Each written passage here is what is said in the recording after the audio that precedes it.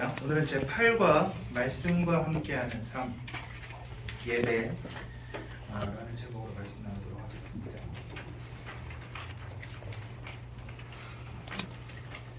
성경은 신약성경 베드로전서 2장 2절 말씀입니다.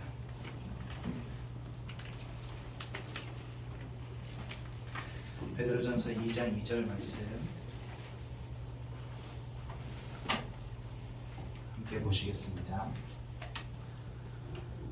제 8과 말씀과 함께하는 삶 베드로전서 2장 2절 말씀 우리 한 절만 한 목소리로 함께 보도록 하겠습니다. 갓난 아기들 같이 순전하고 신령한 젖을 사모하라. 이는 그로 말미암아 너희로 구원에 이르도록 자라게 하려 함이라. 아멘. 이스라엘 백성들이 저 애굽 땅에서 나와서 가나안 땅에 들어가기까지 약 40년간 광야 길을 가게 됩니다. 근데 이 광야 길을 갈 때 하나님이 하늘에서 만나를 내려주시거든요. 근데 이 만나는 특징이 있습니다. 어떤 특징이냐면 하루 먹을 양식만 챙겨가면 됩니다. 저같이 먹는 거 좋아하는 사람들은 막 바닥에 널려 있으니까 있는 대로 주워 오겠죠. 그런데 다 먹지 못하고 저장해둔 만나는 다음날 되면 다 썩어 없어져 버립니다. 그 말은 뭐죠? 매일 천막의 문을 열고 하나님이 하늘에서부터 내려주시는 생명의 양식을 찾는 시간을 가지라는 겁니다. 즉 나를 위해서 매일마다 하나님이 예비하신 말씀의 은혜가 있다는 거예요. 그래서 양껏 챙겨놓고 그 다음에 훅 들어가서 박혀있지 말고 오늘도 하나님 아버지 앞에 나오고 내일도 하나님 아버지 앞에 나오고 계속해서 주님 앞으로 나오라는 겁니다. 즉 생명의 양식을 잃어버리지 말라는 겁니다. 하나님의 말씀을 날마다 귀 기울이고 하나님의 말씀에 날마다 귀 기울이고 하나님 아버지 앞으로 나오는 시간이 있어야 된다는 겁니다. 우리는 그것을 예배라고 하죠. 근데 보통 그 교회 다니시는 분들을 썬데이 크리스찬이라고 부르거든요. 왜냐면 주일날만 교회 오니까. 네, 우리 교회는 사도행전 5장 42절에 있는 그 말씀을 따라서 그들이 성전에 있든지 집에 있든지 이 사람들에게 예배는요 그냥 주일날 교회만 와서 드리는 예배가 아니라 날마다 집에서든지 교회에서든지 모일 때마다 예배하고 주의 말씀 사도의 가르침을 따르고 떡을 떼고 교제하고 그리스도로 피차 권면하고 가르치고 전달하기를 쉬지 않는. 그래서 우리 교회가 예수가 그리스도라는 것을 가르치기와 전도하기를 쉬지 않는 교회에서 예정교회거든요. 근데 이거를 주일날만 하자는 게 아닙니다. 날마다 하자는 겁니다. 그래서 지금 코로나 이슈 터지기 전에 저희 교회에서 평일교회라는 걸 운영했었어요. 그게 뭐냐면 성도님들도 매일마다 교회 오시고 우리 귀한 후대들도 매일마다 교회로 모이고 그래서 교회에서 가르침을 받고 서로 떡을 떼고 교제하고 그래가지고 저희 교회는요 진짜 매일마다 성도님들이 와가지고 교회에서 식사하고 또 포럼하고 그랬다니까요. 특히나 후대들 매일 모이고 그 다음에 영적인 문제와 마음의 문제 있는 분들은 매일 모여서 예배하면서 말씀 듣고 치유되어지고 날마다 우리가 하나님 아버지 앞에 나아가는 그래서 말씀과 함께하는 삶과 예배의 축복을 누리는 삶이 중요하다는 겁니다. 그 광야 40년의 인생을 통해서 하나님이 이렇게 보여주신 거거든요. 이 자리에 계신 우리 귀한 성도님들에게 하나님의 말씀이 얼마나 귀한 것인지 깨달아 알으셔야 되겠고 내 인생의 예배가 얼마나 축복된 시간인지를 꼭 기억하는 우리 성도님들 되시면 참 좋겠습니다. 오늘은 우리가 이 복음의 말씀을 깊이 나누기 전에 한 가지 좀 여러분들과 나누면 했으면 하는 것이 있어서 잠시 말씀드리겠습니다. 신학적인 용어 두 개가 있는데요. 하나는 칭의이고요. 또 다른 하나는 성화입니다. 이것은 제가 지난 금요일날 새벽 예배 때도 했던 이야기인데 제가 이렇게 인터넷으로 유튜브 이런 데로 이제 성경에 관련된 혹은 신학에 관련된 이런 것들 많이 보거든요. 근데 지난 주간에는 이렇게 연관 검색어 해가지고 막 여러 가지 영상들, 그 영상들 추천 영상들이 막 뜨지 않습니까? 유튜브 하다 보면. 근데 그 중에 한 영상의 제목이 뭐였냐면 교회 안에 구원받지 못한 성도들 너무나 많다, 이 제목이었어요. 근데 유튜브 실시간 조회수가 거의 3천, 거의 4천 명이 육박하는 교회인 거 보니까 규모가 작은 교회는 아닌 것 같아요. 굉장히 큰 교회죠, 사실은요. 근데 제목이 교회 안에 구원받지 못한, 천국 가지 못한 성도들이 너무나 많다, 이게 제목이었어요. 근데 그 제목을 듣고, 제목이 너무 자극적이어서 듣고 보고 들어가서 말씀을 듣는데 아니나 다를까 이 목사님 뭘 말씀하시냐, 이 성화라고 하는 부분을 가지고 말씀하시는 거예요. 우리의 삶이 죄악 가운데 있다, 나의 옛사람을 버리지 못한다, 그 사람은 천국 가지 못한다는 겁니다. 저는요 그 말을 듣고요 진짜 마음으로 인정이 안 되더라고요. 왜 인정이 안 되냐, 보십시오. 여러분, 칭의라고 하는 것은 뭐냐, 하나님이 우리를 죄와 상관이 없는 인생으로 인정하셨다는 겁니다. 그런데 이 죄와 상관이 없는 인생으로 인정하신 이유가 뭔지 성경에 보면 나와 있어요. 내가 죄를 짓지 않기 때문에 너는 이제 더 이상 죄인이 아니야 라고 하나님 말씀하신 적이 단 한 번도 없어요. 오히려 로마서 5장 8절은 뭐라고 말씀하시냐, 우리가 아직 죄인 되었을 때에 이렇게 되어 있습니다. 여러분들이나 저나 여전히 죄악 가운데 있을 때 하나님이 우리를 사랑하셨다는 겁니다. 여러분, 요한복음 3장 16절 뭐라고 되어 있습니까?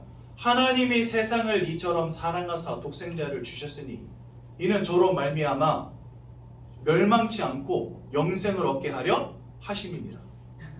그렇죠? 우리는 원래 본질상 진노의 자녀로 이 땅 가운데 태어나고 살아가게 돼 있어요. 죄악 가운데에서. 그런데 그런 우리를 죄인 되었던 그때에 하나님이 이미 사랑하셨대요. 그러니까 여러분들을 죄와 상관이 없는 인생으로 인정하실 때가 언제냐, 우리가 죄악 가운데 있을 때 인정하셨다는 겁니다. 그리고 여러분들과 저를 죄와 상관이 없는 인생으로 바꿔주신 방법이 뭐냐, 죄 짓고 살지 마! 이렇게 해서 진짜 죄 안 짓는지 안 짓는지 보신 게 아니라 그냥 죄 없는 몸으로 예수를 이 땅에 보내셔서 우리와 한 번도 상의하지 않으시고 그 예수를 그냥 십자가에 못 박혀 죽게 내버려 두신 거예요. 그리고 예수님은 그 하나님의 마음을 아시고 그 하나님의 명령에 끝까지 복종하시고 죽기까지 복종하셨다, 빌립보서 2장에 나와 있습니다. 2장 8절에. 그러니까 하나님은 죄인된 우리를 사랑하시고 우리를 죄로부터 해방하시기 위해서 예수를, 죄 없는 몸으로 오신 예수를 십자가에 죽이셨다는 거예요. 그래서 그 예수의 대속의 은혜로 말미암아 우리가 죄 없는, 죄와 상관이 없는 인생으로 바뀌게 된 겁니다. 여기에 여러분들의 노력이 들어갑니까, 안 들어갑니까? 여러분들의 노력이 들어갔어요, 안 들어갔어요? 1푼도 들어가지 않습니다. 그래서 여러분들 에베소서 2장에는 이렇게 말씀하십니다. 너희가 그 은혜를 인하여 믿음으로 말미암아 구원을 얻었나니. 우리의 의가 하나도 들어가지 않아요. 하나님이 주신 십자가의 사랑, 예수의 십자가의 의, 이것으로만 우리가 구원받은 거예요. 90% 하나님의 사랑과 10% 나의 열심으로 구원받은 게 아니라는 거예요. 100% 하나님의 사랑과 예수의 의로 말미암아 여러분들이 구원받았다니까요. 그런데 그 구원을 상실할 수 있습니까? 절대로 상실할 수 없다는 거예요. 그래서 로마서 8장 39절에 사망이나 생명이나 높음이나 깊음이나 낮음이나 천사들이나 이 세상의 그 어떠한 것이라도 하나님의 사랑에서 우리를 빼앗을 자가 있다 없다? 없다, 이래 되어 있습니다. 무엇이 하나님의 손에 붙잡혀 있는 우리를 하나님의 사랑과 하나님의 손에서 끊어낼 수 있냐, 이거죠. 바울의 말입니다. 여러분들, 이 칭의라고 하는 것에는요 100% 하나님의 의의입니다. 100% 하나님의 사랑입니다. 100% 예수 그리스도의 은혜입니다. 이렇게 받은 구원을 나의 조그마한 실수와 하나님 아버지 앞에서 작은 죄악 때문에 잃어버릴 수 있다? 말이 안 되는 거예요. 여러분들, 바울은 심지어 이렇게 말했습니다. 저 고린도 교회에 범죄하는 사람들이 그렇게 많았어요. 어떤 범죄가 있었냐? 아버지의 첩을 아들이 취한 거예요. 교회 안에서. 난리 날 일이죠. 큰일 날 일이죠. 여러분들 만약에 아버지의 첩을 아들이 취했다. 그 사람 구원 받겠습니까? 못 받겠습니까? 잘 모르겠는데요. 성경에 뭐라고 되어 있냐 이렇게 말합니다. 그 육신은 사단에게 내어주고 예수의 날에 그 영혼은 구원받게 하라 이래 되어 있습니다. 그러면 뭐 예수 믿으면 아무렇게나 막 살아도 된다 그런 말입니까? 그런 말 하는 게 아니잖아요. 진짜 마음이 못된 사람들이냐 이렇게 말하면은 그래? 그럼 나 오늘부터 그냥 막 살아 어차피 구원받았는데 이렇게 깨닫습니다. 지금 그걸 말하는 게 아니잖아요. 여러분들. 성경에서 진짜 말씀하시고자 하는 건 뭡니까? 여러분들의 연약함, 여러분들의 부족함, 여러분들의 죄악 때문에 하나님이 우리를 죄 없다 하신 그 언약과 약속이 깨어지지 않는다는 겁니다.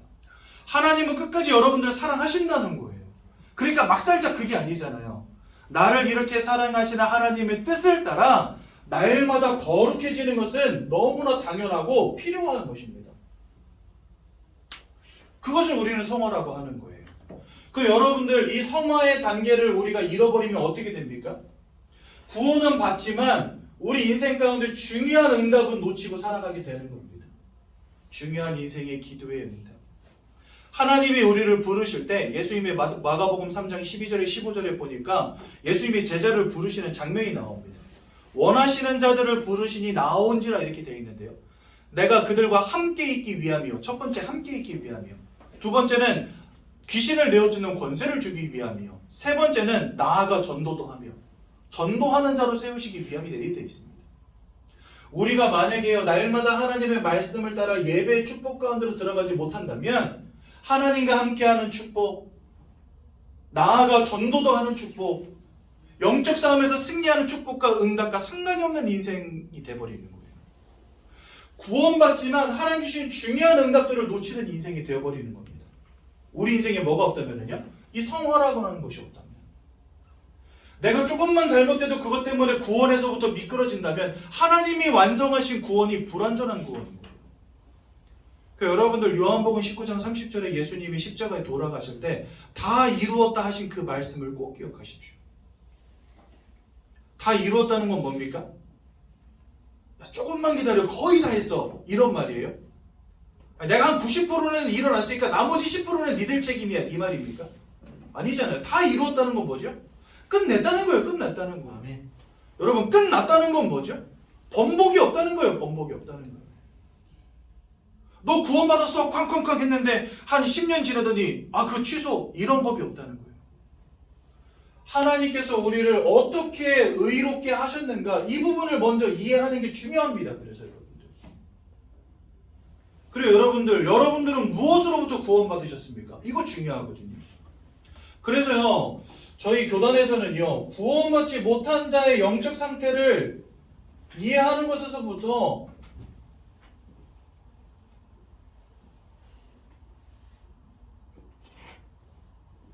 모든 것을 출발하는 겁니다.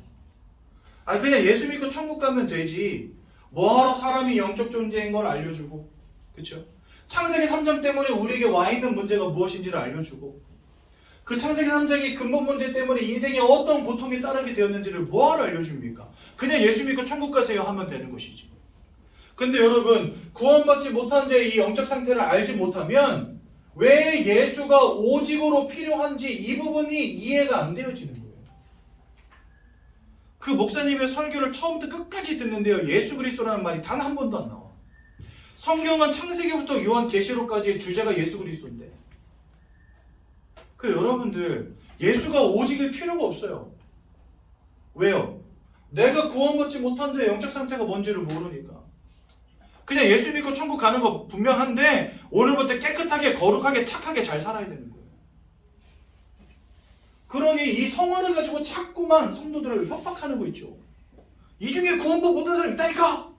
천국 못 가는 사람이 있다니까! 이러면서 제가 그걸 보는데 이제 복층 터져 죽을 뻔했어요. 얼마나 복층이 터졌냐. 지난주 금요일에도 새벽 예배 때 이 얘기하고 오늘도 지금 이 얘기 또 하고 있잖아요. 침 튀겨가면서. 여러분들 구원에 참된 확신을 가지시기 바랍니다. 여러분들의 의의가 1도 필요 없어요. 죽는 그 순간까지 여러분들의 의의가 1도 필요 없어요. 로마서 3장을 오늘 집에 가시고 한번 조용히 읽어보시기 바랍니다. 로마서 3장과 4장과 5장을 깊이 묵상하며 읽어보시기 바랍니다. 하나님이 아브라함을 향하여 뭐라고 말씀하셨냐? 아브라함의 육체의 의로 말미암아 구원받은 게 아니고 아브라함에게 있는 그 믿음을 하나님의 의로 여겼다 이렇게 되어 있습니다. 율법의 행위로 하나님 아버지 앞에 의롭다 여김받을 육체가 이 땅에 없느니라 말씀하십니다. 우리가 어떻게 착하게 삶으로 얼마나 열심히 삶으로 하나님 아버지 앞에 의롭다 인정받을 수 있을까요, 여러분들? 과연 여러분들은 하나님 아버지 앞에 율법으로 죄 없다, 하나님 아버지 앞에 의롭다 인정받을 만한 인생이십니까? 확신하십니까? 도대체 얼마만큼 착하게 선하게 살아야 구원받습니까? 예수님은요 이렇게 말씀하세요. 지나가는 여인을 보고 음욕을 품은 자마다 이미 그 여인을 범한 것이다. 형제를 미워하는 자마다 이미 그 형제를 살인한 것이다. 그렇게 말씀하신대요, 예수님은. 하나님이 거룩하니 너희도 거룩하라. 우리가 어떻게 하나님처럼 거룩합니까? 예수님이요 그렇게 말씀하셨어요. 누가 여러분들의 왼뺨을 때려도 오른뺨을 돌려대고, 누가 여러분들에게 속옷을 달라 하거든 겉옷까지 벗어주라. 여러분 이거 가능합니까? 누가 여러분들 때렸다, 이쪽도 때려주십시오. 됩니까 이게 여러분? 안 되잖아요. 근데 그렇게 안 하면 천국 못 간다? 누가 천국 가겠습니까 도대체? 아니 마음으로 형제를 미워하는데 이미 살인한 자다? 누가 천국 갑니까? 여러분들 지금까지 살면서 한 번도 사람 안 미워본 적 있으세요? 저는 지금도 미운 사람 있는데? 아니 미워 그냥. 저는 저희 큰어머니가 그렇게 밉더라고요. 용서가 잘 안 돼 진짜. 뭐 가정사를 다 말하려면 힘들지만 그 우리 아버님의 형제들의 마음속에 크나큰 상처를 남기신 분인데 저도 그것을 옆에서 늘 봐오다 보니까 용서가 잘 안 되더라고요. 우리 사랑해야지 하면서도 그냥 큰어머니 얼굴만 보면 이상하게 나도 막 마음이 막 비틀어져. 형제를 미워하는 자마다 이미 살인한 것이다. 예수님 말씀하셨다니까요. 누가 율법의 의로 선함으로 하나님 아버지 앞에 의롭다고 인정받을 수 있겠습니까? 율법의 의로 인정받을 육체가 없느니라 로마서에 말씀하세요. 분명히요. 그런데 여러분 우리가 성화로 말미암아 내가 깨끗한 삶으로 말미암아 천국에 간다? 그게 안 되어지면 지옥 간다? 여러분 이게 말이 됩니까? 내가 이미 받은 구원 자체가 우리가 아직 죄인 되었을 그때 하나님의 은혜로 주신 것인데 왜 천국 가는 기준이 내 죄가 된단 말입니까? 예수가 우리 안에 있느냐 없느냐가 기준이 되는 것입니다. 그래서 아들이 있는 자에게는 생명이 있고 아들이 없는 자에게는 생명이 없느니라 요한일서 5장 11절 13절 말씀하십니다. 우리 안에 예수가 들어오시고 생명 되신 예수가 함께 해야지만 우리가 죄와 상관이 없는 인생이 되는 것이지 내가 착하게 삶으로 구원받는 게 아니라는 거예요. 그러니까 여러분들 이것은 우리가 신학적인 용어인데 칭의와 성화. 칭의는 이미 구원이 끝났다는 겁니다. 성화는요 그러므로 하나님의 자녀로서 우리가 이 땅 가운데서 거룩하게 살아가야 된다는 것입니다. 우리가 율법으로 구원받는 것은 아니지만 율법에 의해 모범이 돼야 되는 겁니다. 여러분들 그렇게 살아가는 게 당연한 거예요. 선행을 쌓고 다른 사람을 돕고 봉사도 하고 연약한 자를 아끼고 사랑하고 베풀 줄 알며 그것은 당연한 것이지 구원의 조건이 아니라는 겁니다. 근데 자꾸 이것을 가지고 구원으로 들어가요. 여러분들 우리의 의의가 필요 없습니다. 예수면 족합니다. 예수의 십자가의 은혜로 끝났습니다. 우리 새가족 성도님들은요 첫 단추를 잘 제대로 끼셔야 돼요. 그러지 않으면 신앙생활이 자꾸 어떻게 되냐, 내가 착하게 살아야 돼, 깨끗하게 살아야 되는데 그렇게 못했어요. 우리에게 이런 회개가 분명히 필요하지만 모든 성도님들이 그것 때문에 천국 못 갈까봐 두려워서 신앙생활하고 있다니까요. 이거 뭔가 문제 있는 거 아닙니까 여러분? 하나님이 우리에게 주신 궁극적인 은혜와 궁극적인 응답은 어마어마한데 그 모든 것들을 다 놓쳐버리는 거예요. 근데 가만히 보니까 이분 메시지들을 그래 제가 쭉 다 살펴보니까 메시지의 주제가 항상 천국과 지옥이에요. 그냥 천국과 지옥으로 5,000명을 모았어. 대단한 목사님이 어떻게 보면 진짜 대단한 목사님이세요.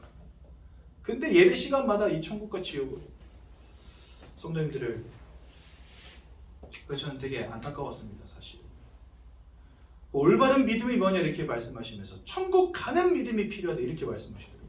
여러분 천국 가는 믿음이 뭡니까? 예수 그리스도예요. 예수 그리스도. 나를 위해 십자가에서 피 흘려 돌아가신 그 예수를 믿는 믿음, 그게 천국 가는 믿음입니다. 거기에 자꾸 성화를 들먹여서는 안 되는 거예요. 근데 성경에 보면은 헷갈리게 하는 성경 구절들이 있어요. 제가 몇 장 몇 절인지 생각은 안 나는데 예수 그리스도의 날까지 너희 구원을 이루라 이런 말씀이 있습니다. 성경에 분명히 있습니다. 그런 말씀들이. 그건 무슨 의미일까요? 도대체. 여러분 우리가 성경 전체를 볼 때는요. 성경 창세기부터 요한계시록까지 하나님이 그리스도를 통해서 이루신 구원이 무엇인가를 먼저 이해할 필요가 있고요. 그 속에서 다른 성경 구절들을 봐야 됩니다. 따로따로 기준을 두고 봐서는 안 되는 거예요. 여러분 야고보서는 행함이 없는 믿음은 죽은 믿음이다 이렇게 말하거든요. 근데 로마서 1장 17절은 뭐라고 되어 있습니까? 오직 의인은 믿음으로 말미암아 살리라 이렇게 되어 있습니다. 여러분 행함이 중요한 겁니까? 믿음이 중요한 겁니까? 우리가 이런 부분에서 헷갈리면 절대 안 되는 거예요. 구원은 예수로 말미암아 이미 끝났고 그것으로 충분하다는 것입니다. 그렇다면 왜 자꾸 성경은 행함을 말할까요? 왜 하나님은 십계명을 우리에게 주셨을까요? 그만큼 하나님의 자녀로서 이 땅 가운데 거룩한 백성으로 살아가는 게 중요하다는 겁니다. 구원받았다면 그 속에서 거룩한 삶을 살아가라는 겁니다. 그래서요, 믿는다 하면서 그 행실이 무너진 것은 틀리다는 거예요. 그게 행함이 없는 믿음입니다. 내가 행함으로 말미암아 구원받는다는 게 아니고 진짜 예수 그리스도를 믿고 하나님의 자녀로 이 땅 가운데 살아가는 것이 맞다면 우리의 삶 또한 거룩해져야 된다는 것이지. 여러분들 정확한 기준을 가지고 성경 말씀을 다 봐야 됩니다. 그러면 그리스도 예수의 날까지 구원을 이루라 이 말은 무엇이겠습니까? 그때까지 누가 구원받는 건지 모르는 거니까 열심히 착하게 살아라 이런 말이겠습니까? 아니에요. 거기서 말씀하시는 구원은 뭘까요? 그렇죠. 우리가 이 땅 가운데서 받을 이 응답, 이것을 생각하라는 겁니다. 그래서 여러분들 자꾸만 정확한 기준을 세워놓고 성경 전체를 바라봐야 되는데 그렇게 안 하면은요 저런 성경 구절 하나에 무너지는 거예요. 또 성경에 보면은요 헷갈리는 구절이 또 하나 있습니다. 뭐냐면 이것입니다. 너희가 믿음의 진리 가운데 있다가 거기서부터 떨어지면 구원과 상관이 없는 자가 된다. 이렇게 바울이 말하는 장면이 나와요. 근데 그게 서신서에 쓴 바울의 편지거든요. 근데 그 편지 내용을 우리가 좀 그때 당시의 시대적인 배경을 보고 바라볼 필요가 있어요. 그때 당시에 유대교에서 개신교로 전향한 성도들이 많이 있었습니다. 근데 유대교는 할례 받아야지 구원받는다라고 말하는 사람들이에요. 예수의 의가 아니라도 구원받는다라고 말하는 사람들이 바로 유대교였어요. 근데 이 사람들이 개신교로 전향을 했단 말이죠. 예수를 통해서만 구원받는다라고 하는 믿음으로 전향을 했다가 다시 유대교로 돌아간 겁니다. 그러니까 구원 없는 유대교의 율법과 구원 없는 유대교의 믿음으로 다시 돌아가자 이 바울이 이야기한 거예요. 과거에 너희는 할례 받고 구원받는다 말하고 예수의 의가 필요 없이도 구원받는다고 말했는데 그거 틀린 거 아니냐. 예수의 복음을 버렸다는 그것은 너가 그러니까 구원받지 못하는 그 헛된 진리 속으로 다시 돌아가는 것이다. 그것을 서신서에 기록한 건데 진리를 버린 자 구원으로부터 떨어진다. 이렇게 써 있으니까 예수 믿다가도 내가 예수를 부인하면 구원에서부터 떨어진다. 이렇게 해석하는 사람들이 생긴 거예요. 여러분들 바울이 그 편지를 썼을 때 그 편지를 받는 사람들이 누군지를 알아야 되고 그 사람들에게 무슨 말을 하고 싶은 것인가를 이해해야 된다는 거죠.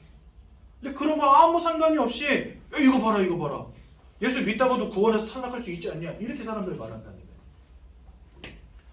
즉 예수가 아닌 헛된 것을 따라 구원과 상관이 없었던 그 믿음으로 너희들 다시 돌아갈래? 이거를 유대인들한테 묻고 있는 장면이거든요. 바울이 편지를 통해서 너는 다시 그걸로 돌아갈 거야?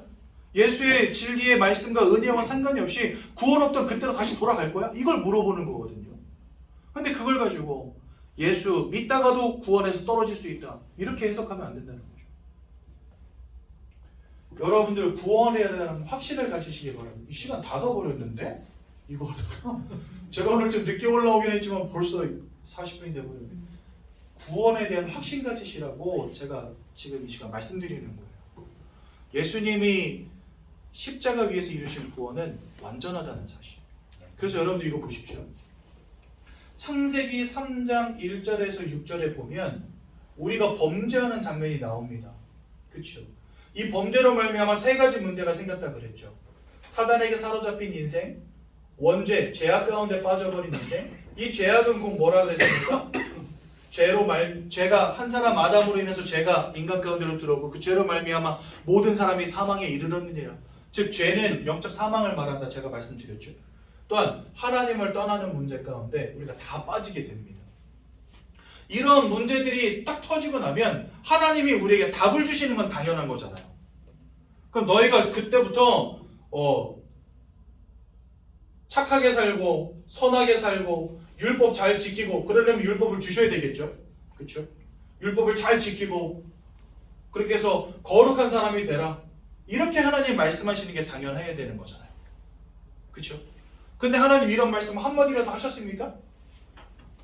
안 하셨어요. 그러다가 바로 뭘 주셨죠? 창세기 3장 15절에 갑자기 여인의 후손을 보내주겠다 말씀하시는 거예요. 이게 무슨 의미일까요? 너네가 이렇게 죄를 지어서 내 앞에 범죄했으니까 오늘부터 좀 착하게 살고 선하게 살고 내가 앞으로 줄 율법도 좀 잘 지키고 거룩한 인생이 돼서 다시금 구원을 회복해라 이렇게 말씀하셔야 될 텐데 왜 하나님 그런 말씀 한마디도 안 하시고 갑자기 여인의 후손을 보내주겠다 말씀하셨을까요? 그리고 여인의 후손을 보내주신다라고만 말씀하신 것도 아닙니다. 여기서 더 중요한 걸 말씀하시는데 뭘 말씀하시냐? 사단의 머리를 깨트려 버릴 것이다 이렇게 말씀하십니다. 여인의 후손이 오셔서 할 일이 사탄의 머리를 깨트려 버린다는 거예요. 왜 그러셨을까요 도대체?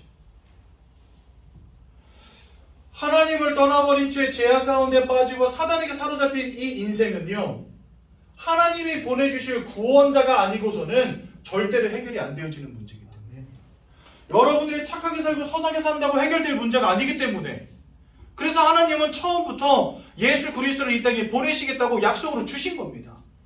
그 언약을 붙잡고 살아간 모든 사람들은 구원받은 거예요. 구원받지 못한 자의 영적 상태. 우리가 다 이 속에 있다니까요 지금. 그래서 우리에게 필요한 것은 내가 착하게 살고 선하게 살고 율법을 잘 지키는 것이 아니라 우리에게 필요한 것은 이러한 영적 상태 속에 빠져있는 우리를 구원하실 유일한 구원자 되신 예수 그리스도를 바라보라는 겁니다. 그래서요 구약시대에 하나님이 이 예수를 바라보라고 사단의 권세를 꺾을 왕, 죄악의 문제를 끝낼 제사장, 하나님 떠난 문제를 해결할 선지자를 계속 보내신 거예요. 그런데 이 세 종류의 사람들을 세우실 때 어떻게 세우셨냐? 기름 부음을 하여서 세우셨어요. 그럼 왜 하나님은 왕과 제사장과 선지자를 세우실 때 기름을 부으셨을까요? 왜 하필이면 왕, 제사장, 선지자 이 세 종류의 사람들을 지속적으로 보내셨을까요? 예수님께서 이 땅에 오셔서 하셔야 될 일이 이 세 가지이기 때문에 계속 보여주신 거예요. 구약 성경을 통해서. 또 이 세 사람들을 보내셔가지고 세우실 때마다 기름을 부으신 이유가 뭐냐? 예수 그리스도라고 할 때 이 그리스도가 기름 부음 받은 자라는 뜻을 가지고 있어요. 즉 왕으로 제사장으로 선지자로 오셨는데 왕으로 제사장 선지자로 오셔서 기름 부음 받은 그 사람이 우리를 구원할 구원자임을 계속해서 구약 성경에 보여주신 거예요. 그런데 여러분들 이 왕과 제사장과 선지자는 한 가지 특징이 있습니다. 그게 뭔지 아세요? 왕이 제사장 될 수 없고 제사장이 선지자 될 수 없고 선지자가 왕이 될 수 없어요. 왕은 무조건 왕만 해야 돼. 제사장은 무조건 제사장만 해야 돼. 선지자는 무조건 선지자만 해야 돼. 왜 그런지 아십니까? 왕이면서 제사장이고 제사장이면서 선지자이신 분은 왜 이렇게 말이 꼬이냐? 왕이면서 제사장이고 제사장이면서 선지자이신 이는 예수 오직 한 분 외에는 없어요. 예수가 유일해야 되기 때문에 예수가 오직이어야 되기 때문에 예수 외에는 왕이면서 제사장이면 안 돼. 제사장이면서 선지자이면 안 돼요. 여러분 이스라엘의 첫 번째 왕의 이름이 뭔지 아십니까? 사울입니다. 근데 이 사울이 왕에서 폐위가 된 사건이 벌어져요. 그게 뭔지 아세요? 왕은 왕이니까 제사장 선지자 노릇하면 절대 안 되거든요. 왜요? 예수 외에는 이 삼중직을 동시에 감당할 자가 있으면 안 되기 때문에. 근데 이 이스라엘이 애굽하고 전쟁을 하려고 하는 상황이었어요. 이집트와 전쟁을 하려고 하는 상황이었는데 전쟁터에 나가기 전에 이 사무엘이 와가지고 하나님께 번제를 올려드리고 기도한 다음에 나아가야 되는데 이 지금 전투는 임박했는데 아무리 기다려도 사무엘이 안 오는 거예요. 그래가지고 사울이 이렇게 말합니다. 야, 뭘 기다리냐? 그까이 거 그냥 대충 하면 되지. 내가 할게. 이래가지고 번제를 지가 드려버려요. 그리고 번제가 끝나고 난 다음에 사무엘이 옵니다. 그 사무엘이 오자마자 뭐라 그럽니까? 왕이여, 왜 이랬습니까 도대체? 왜 하나님 아버지 앞에 범죄하였나이까? 이거 안 했으면 당신이 보좌를 이룰 리도 없고 당신의 가문이 영원히 왕위를 이어받았을 것인데 당신의 나라가 영원히 섰을 것인데 하나님 아버지 앞에 범죄한 그 일로 말미암아 당신이 폐위될 것입니다. 그렇게 말합니다. 그 사울이 폐위된 이유가 뭐예요? 왕인데 제사장 노릇을 한 거예요. 지가. 결국은 폐위됩니다. 그 두 번째로 왕이 누가 되죠? 다윗이라는 사람이 왕이 됩니다. 그러니까 여러분들 이 모든 것들이 다 그리스도를 나타내는 거죠. 참 신기하지 않습니까? 왕이면서 제사장이면서 선지자이신 예수. 이 세 사람들을 세울 때마다 기름 부음을 부었다 그랬는데 그리스도의 이름이 기름 부음 받은 자라는 뜻을 가지고 있다는 사실. 그러니까 하나님은 창세기부터 요한계시록까지 성경의 모든 것을 통해서 뭘 보여주시냐? 우리는 이제는 그리스도 예수가 아니면 구원 받을 수 없어. 그래서 예수가 이 땅에 죄 없는 몸을 입고 오셔야만 해. 나를 위해 돌아가셔야만 해. 그리고 그 주님을 바라보는 자는 다 사는 거야. 여러분들 창세기 6장에 홍수 심판이 있었죠. 이 홍수 심판에서 살아나는 방법은 뭐였습니까? 방주 속으로 들어가기만 하면 사는 거예요. 방주 속으로만 들어가면 사는 거예요.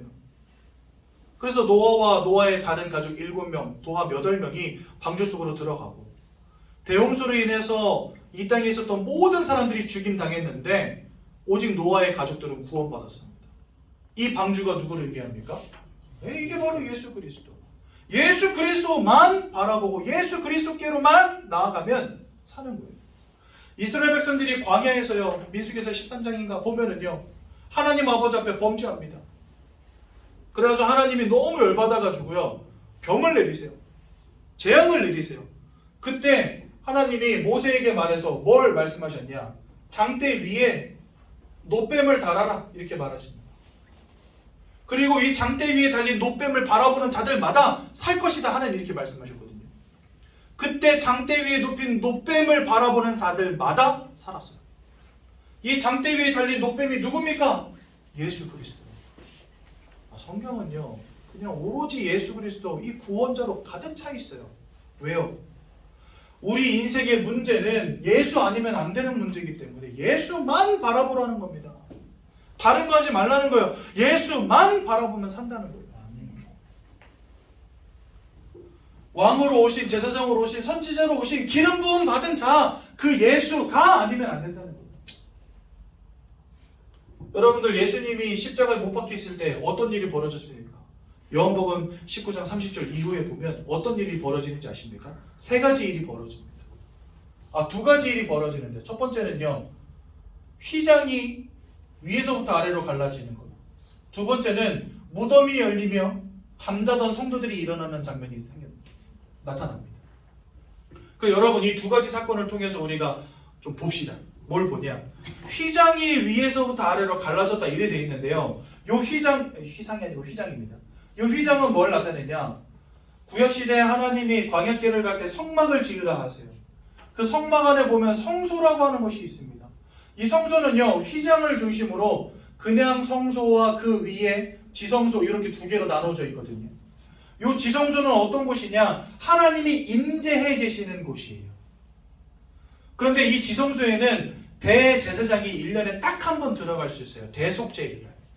근데 대속죄일날 들어가기 전에 정결의식을 다 행하고 그 정결의식을 정확하게 마친 사람만, 마쳤을 때에만 저 지성소 안으로 들어갈 수가 있어요.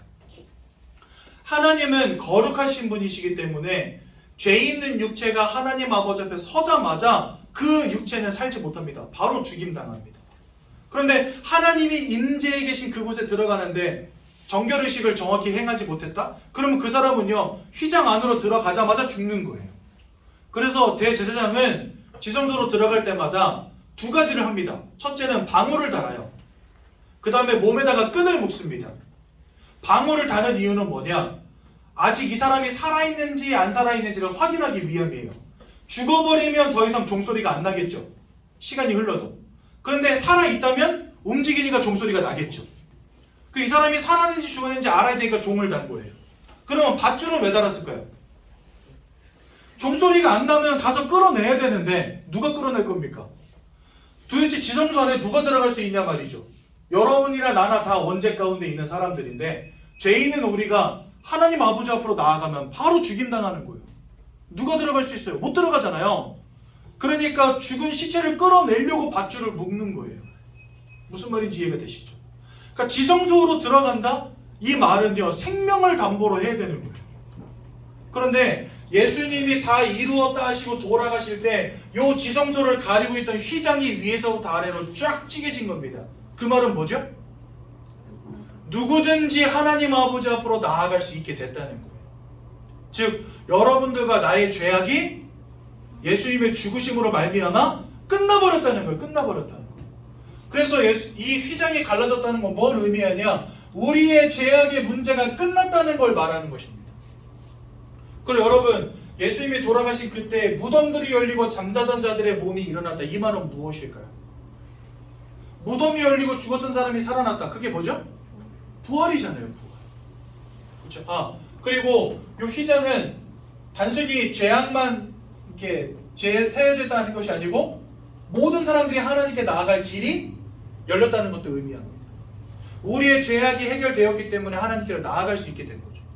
그래서 우리의 죄악의 문제와 하나님께 나아가지 못하던 인생의 문제가 끝나버린 거예요. 그러면 두 번째로 무덤은 뭘 의미합니까? 네, 사망을 의미하죠. 그런데 이 속에서 다시 살아나왔다는 건 무엇입니까? 그 사망에서 어디로 옮겼다는 거예요? 생명으로 옮겼다는 겁니다. 요한복음 5장 42절의 말씀처럼. 죄송합니다. 24절의 말씀처럼. 즉 사망의 권세, 사단의 권세, 지옥의 권세, 형벌의 권세, 이것에 완전히 붙잡혀있던 우리가 이제는 더 이상 사망과 상관이 없는 생명으로, 지옥과 상관이 없는 천국으로, 멸망과 상관이 없는 영생으로 옮겨졌다는 겁니다. 사단의 권세가 끝났다는 거예요. 예수님이 십자가에 못 박혀 돌아가시고 다 이루었다 말씀하시자마자 나타난 두 가지 사건은 뭘 보여주십니까? 사단의 권세, 죄악의 문제, 하나님과는 문제가 끝났음을 보여주시는 겁니다. 구원받지 못한 영적 상태 속에 있는 우리가 구원받을 수 있는 유일한 길이 바로 예수님이다 라는 것을 보여주시는 사건이라는 겁니다. 보십시오. 창세기부터 요한계시록까지 가득 찼습니다. 뭐가요? 예수 그리스도를 통한 완전한 구원으로 가득 찼어요. 여러분들 이 구원의 확신을 절대로 잃어버리지 마시기 바랍니다. 다른 거짓된 말들에 속지 마세요. 여러분들의 연약함이 구원을 취소한다. 구원받을 사람이 이 땅에 1도 없다는 사실. 저라고 구원받겠습니까? 우리 담임 목사님이라고 구원받겠습니까? 한국 기독교 총회장님이라고 구원받겠습니까? 구원 못 받아요. 구원 못 받아. 거짓말에 속지 마십시오. 제가 하도 열이 받아가지고 50분짜리 설교 보면서요, 진짜 지난 43년간 살아오면서 얻었던 분노의 10배의 분노가 치솟더라고요. 진짜. 더 안타까운 건 뭔지 아세요, 여러분들? 이 목사님이 핀 마이크를 두 개를, 핀 마이크라고 안 하죠. 이렇게 뭐라죠? 스탠드 마이크 두 개를 앞에다 세워놓고 메시지를 하시는데, 보통 그런 마이크들은 컨덴서 마이크가 아니기 때문에 바로 앞에서 말하는 사람의 음성 외에는 녹음이 안 돼요. 잘. 여러분들 그 성가대에 보시면 위에서 이렇게 떨어뜨리는 마이크 있죠? 이거를 컨덴서 마이크라고 해요. 이 마이크는 특징이 뭐냐? 주변에 있는 소리들을 다 잡아냅니다. 그래가지고 성가대원들 한 40명 성인데 그 위에 마이크 한 4개면 충분하거든요. 그러면 모든 파트 성도들의 목소리가 다 들어가요. 근데 목사님들이 쓰시는 마이크는 마이크 바로 앞에다 이렇게 대고 말하지 않는 이상은 소리가 안 들어가요. 이렇게. 소리가 안 들어가잖아요. 소리가 안 들어가잖아요. 이런 마이크의 특징입니다. 소리가 안 들어가요. 그런데요, 이 목사님이 한마디 할 때마다 아멘 소리가 얼마나 크게 들리는지. 그 말은 뭐죠? 앞에서 수많은 성도들이 목이 터져라 아멘하고 있다는 거예요. 저는 그걸 보면서 진짜 가슴이 너무 아프더라고요. 여러분들, 거짓에 속으면 절대 안 됩니다. 예수의 구원은 완전한 것입니다. 예수의 십자가의 의를 폄하해서는 안 됩니다. 겨우 나의 연약함으로 폄하해서는 안 됩니다. 겨우 나의 부족함으로 폄하해서는 안 됩니다. 우리는 거룩한 삶을 살아가야 되는 사람들은 맞지만 나의 죄악으로 인하여 구원이 취소되지 않는다는 사실은 기억하셔야 됩니다. 완전한 구원. 오늘 본의 아니게 두서없이 정신없이 설명은 드렸는데 여러분들에게 많이 답이 되었다라고 저는 생각됩니다. 언젠가 한번 기회가 되면 저희 교회에서 지금 1, 2, 3단계 전도훈련이라고 해가지고 계층별로 분야별로 이제 훈련을 진행하고 있는데요. 얼마 전에는 좀 후대들을 모아놓고 했고 앞으로 기회가 되면 저희 교회에 입교한 지 3년 이내의 성도들을 세가족으로 규정하고 그분들만을 위한 훈련을 진행하려고 기도하고 있어요. 근데 여러분들이 오셔서 듣게 되는 메시지가 총 5강의로 되어 있는데 첫 번째 강의는 인간 이해입니다. 인간이 누구인가. 두 번째는 문제 이해입니다. 인간에게 와 있는 문제가 무엇인가. 세 번째는 현실 이해입니다. 그래서 이 문제 때문에 우리에게 와 있는 현실 문제가 무엇인가. 눈으로 드러나는 문제가 무엇인가. 네 번째는 방법 이해입니다. 이러한 현실의 문제 속에 있는 사람들이 찾는 방법이 무엇인가. 근데 그 방법으로는 절대로 이 문제들을 구원받지 못한 자의 영적 상태를 해결할 수 없기 때문에 하나님이 우리에게 주신 해답이 무엇인가. 이렇게 해서 5강이거든요. 우리 세가족 성도님들을 초청하고 이 5가지 강의를 통해서 성경이 말씀하시는 복음이 무엇인가를 조목조목 설명하고 강의해드리는 날이 곧 올 겁니다. 우리 성도님들 좀 기대하시면서 다 참여하시고요. 우리가 성경이 말씀하시는 복음, 내 나름대로 내가 생각하는 복음이 아니라 하나님의 성경을 통해서 우리에게 주신 복음이 무엇인가를 정확하게 이해하는 게 얼마나 중요한지 깨닫게 되실 겁니다. 오늘 결국 8과는 못했지만 저는 8과보다 더 중요한 메시지 오늘 나눴다고 생각하고요. 어차피 저는 성령의 인도 따라 메시지 하는 사람이기 때문에 오늘은 이 말 하라고 하나님 세우신 것 같아요. 그래서 사실 여기 올라오기 전에 그 2부 예배 녹취 정리하느냐고 제가 좀 늦게 올라왔거든요. 녹취 정리하고 그거 다 줘야지만 이게 바로 복사가 돼가지고 성도님들 댁으로 돌아가실 때 나눠줄 수 있기 때문에 그거 정리하느라 좀 메시지 정리도 못하고 오늘 여기서 해야 될 메시지도 한번 들여다보지 못하고 그냥 올라왔어요. 그리고 섰는데 하나님 제 마음속에 감동을 이렇게 주시네요. 여러분들 아마 여러분들이 꼭 필요한 메시지이기 때문에 하나님 하게 하셨겠죠. 여러분 구원을 절대로 오해하지 마십시오. 간곡히 부탁드립니다. 멋대로 살란 말이 절대 아니잖아요. 그렇죠? 여러분들의 의의가 1도 필요 없어요. 구원에는. 멋대로 살란 말이 아니라 그것이 바로 복음의 능력이요 하나님이 완성하신 완전한 구원이라는 겁니다. 구원을 오해하지 마시고 오늘부터 거룩한 하나님의 자녀로 이 땅 가운데서 살아가시되 절대로 구원에 확신해서 떨어지지 마십시오.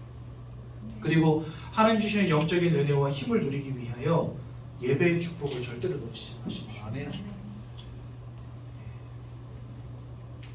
8과는 지난주에 8과는 영상으로 올려드렸고 직접 한 번 더 오늘 하려고 한 건데 다음 주에 한 번 더 하겠습니다. 그래서 8과는 다음 주에 같이 나누기로 하고요. 아무튼 여러분들에게 구원이 정확히 이해되어진 일이 있으시기를 바랍니다. 제가 한번 기도하고 오늘 말씀 마치겠습니다. 사랑의 하나님, 오늘 이 자리를 통해 나눈 이 말씀을 우리 세가족 성도님들의 가슴속에 깊이 새겨주셔서 구원의 절대적인 확신 속에 감사함으로 이 땅 가운데서 살아가게 하시고 그래서 구원을 오해하거나 천국을 오해하는 일이 없도록 성도님들 붙잡아 주시기를 소원합니다. 이제는 하나님의 거룩한 자녀로 이 땅 가운데 살아가게 도와주셔서 많은 사람들 앞에 모든 부분으로 모범이 되게 하시고 특히나 하나님이 함께 하시는 축복 가운데에서 하나님이 원하시는 전도자의 삶을 살아가는 귀하고 멋진 인생 될 수 있도록 우리 모든 새가족 성도님들을 축복하여 주옵소서. 아멘. 이 모든 말씀 예수님의 이름으로 기도드렸습니다. 아멘. 아멘.